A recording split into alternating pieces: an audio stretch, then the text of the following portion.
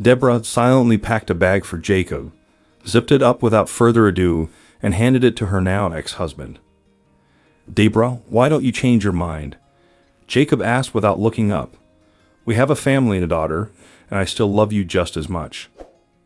The woman didn't let him finish. She simply pressed her lips together and opened the doors in front of the man. 5-year-old Emma, who vaguely resembled her father, stood wide-eyed, unable to understand why her family, who loved each other and her so much, no longer wanted to live together. Over the years, Deborah and her daughter had led a quiet life together. Their relationship only became strained when Emma began to ask questions about the reasons for the divorce. Deborah remained silent, apparently believing it was too early for the girl to know the truth. Or perhaps she didn't want to revisit those painful memories because she still loved her ex-husband. When Emma turned 16, they went together to buy a present, a blue dress with white polka dots. After returning home, Emma began to question her mother about why her father had never tried to see her after the divorce. Deborah replied that he had wanted to, but she wouldn't let him. This made her daughter angry, and they stopped talking to each other until the next morning. That night they felt like strangers. In the morning, Deborah started a conversation with her daughter.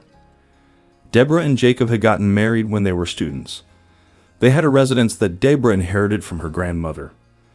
At the beginning of their marriage, they lived in harmony, but money was always in short supply. So Jacob decided to go to the north to earn money. For 2 years in a row, he wrote letters and transferred money, while Deborah raised her daughter and missed her husband. Finally, he returned, and they began to live happily together again. They bought new furniture, appliances, and more.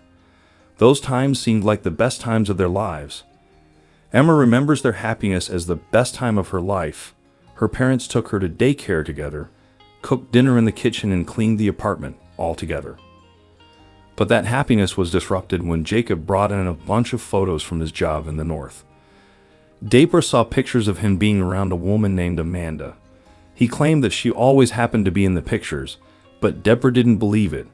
She read the letter that had come from Amanda, and it was full of declarations of love and wanting to be with Jacob.